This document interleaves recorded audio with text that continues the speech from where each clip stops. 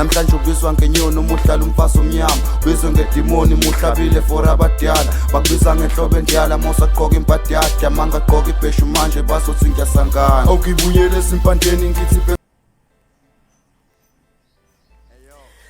Asinibingelele nabeSilo sithi hamba ukuthi niyaphila. Kunodaba kolokwelwa sabalala einkundleni ke zokuxhumana emva komcimbi wokubekwa noma kwembula kwesithusa senkosi uShaka, inkosi esiyakhothama eminyakeni eminingi edlule nekuyinkosi eyabomba lesizwe samaZulu njengoba ke sisikhulu kangaka.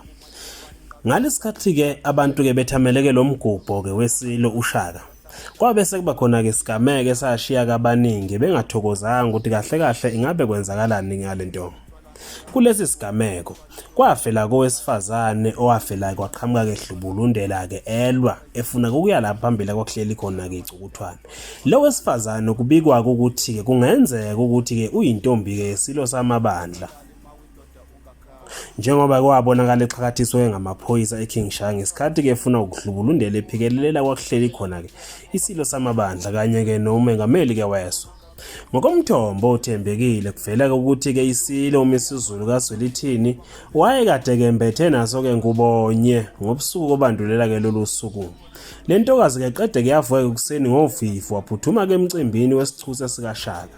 Kuthiwa ke le ntokazi ke yathi ke mangabeke isivuka ekuseni yathukuthela yagana kunwabi ngesikhathi ivuka isibona ke lokamdlokombane engekho eduzane ke naye. Ukucasuka ke kwayo kwayenza kuyashaka imoto yaqonda ke ngqo la kwakhona ke lo mcimbi ingasaqoke ngisho izicathulo ihamba ngokalibhado. Kanti ke lo wesifazane kusolakala ukuthi kungisomabhizinisi ohlonishwayo kwelaseThekwini kanti futhi kubikwa ukuthi kuzothathelwa ke izinyathelo omama ke baka 14 njengoba ke kubonakala sengazi ukuthi kungomunye kwabantu kabasonta ke eNazaretha. Lo mama kuthiwa ke selilonke nje ke lentokazi ke iyona kahle kahle ilawulwa ke isikhwele. Abaningi nokho ke baphawula ngalolu daba bathi kilawulwa isikhwele kanjani ngoba yalithola ubusuku bonke bakithi kuyayilele nalo likhona lapha eduzane. Phela kwase kuyithuba lokuthi phela ahamba ayonakakisiswe ke sakhe.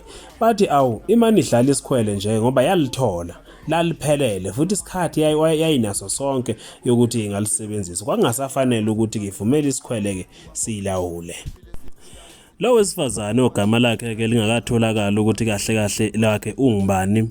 Kuvele nje kuphela ukuthi kungisomabhizinisi ohlonishwayo nowaziwayo eThekwini. Kusazama ukutholakala ukuthi kahle kahle ngabe kuliqiniso na ukuthi bazana ke benqunu nesiloko samabandla.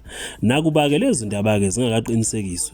Kusese into nje ke sakhulunywa ke ngabantu engasuka ke nokho ukuthi ke bayithathe bezivuthawo zomhlaba kanjalo ke noNqamboti. Izona eziyezaveza ke lolu daba lokuthi basolakala sengazi ukuthi ke bake bambatha ke ngubonye naye ke lona kowesifazane. Nowabonakala ke kungacaci kahle ukuthi wayefuna ukuyakubani phakathi ke kweSilo kanjalo ke noMongameli uRamaphosa.